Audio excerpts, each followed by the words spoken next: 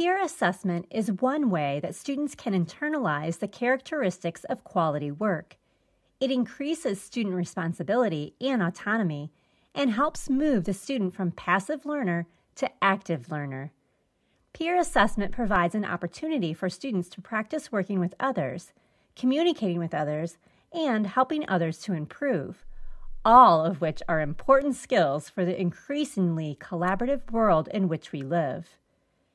Another benefit of peer assessment is that students can adjust their own work and thinking by investigating the work of others.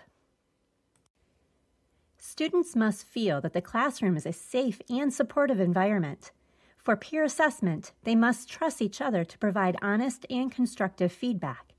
This allows them to become comfortable with one another, which increases the quality of the feedback. It does help to learn how to receive feedback from different people, so an educator should encourage students to get feedback from all learners throughout the year.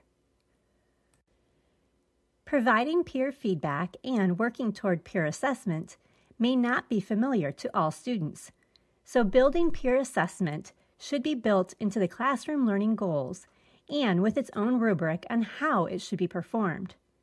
Peer assessment is more effective when students are assessing against a predetermined set of criteria. Additionally, it can be very challenging, and you will want to make sure that you provide practice and support before, during, and after the process. So, set up a practice session in which you provide a sample writing assignment or speaking assignment, and a rubric or checklist. As a group, the students should discuss the rubric or checklist to make sure everyone understands the criteria and expectations.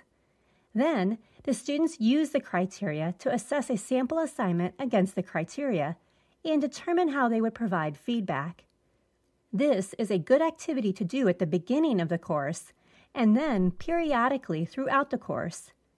With students involved in the entire process, a teacher will notice that students can become more independent with creating rubrics and providing feedback.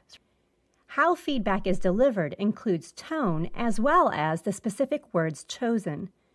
It's not always easy to receive feedback from others, but managing impulsivity also includes remaining calm when stressed or challenged. Some students may feel challenged when receiving feedback from peers rather than those in a position of authority, such as a teacher, parent, or coach.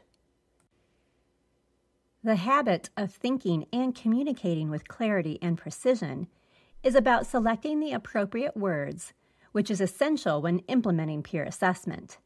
The goal is to be clear and accurate, yet concise, whether providing feedback in writing or verbally while trying to avoid hurting another student's feelings.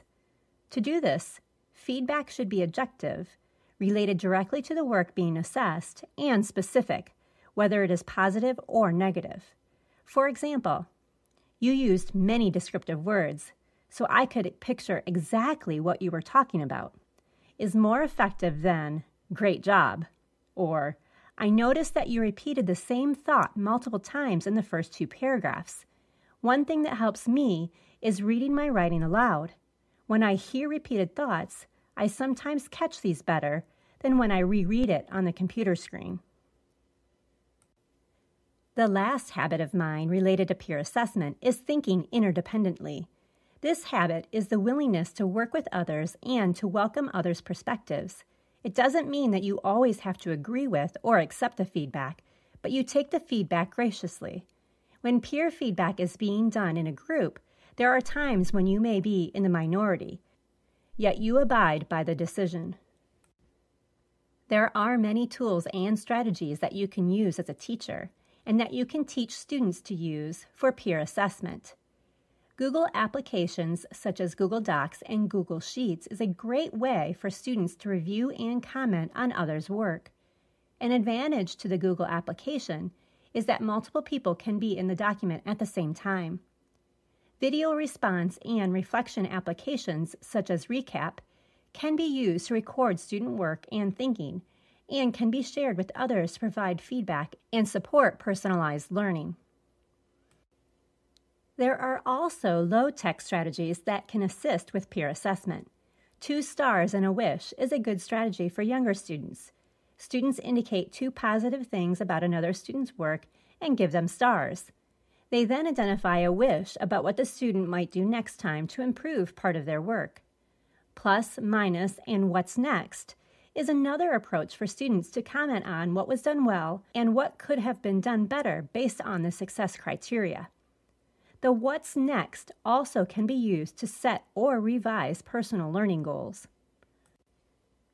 Whether you go low-tech or high-tech, make sure to model how to use the various tools and strategies to effectively perform and use the results of peer assessments. All students should be given the opportunity to do peer assessments. If you can also help them to manage impulsivity, communicate with clarity and precision, and think interdependently, you will see the benefits in your classroom and give the students skills for outside of the classroom too.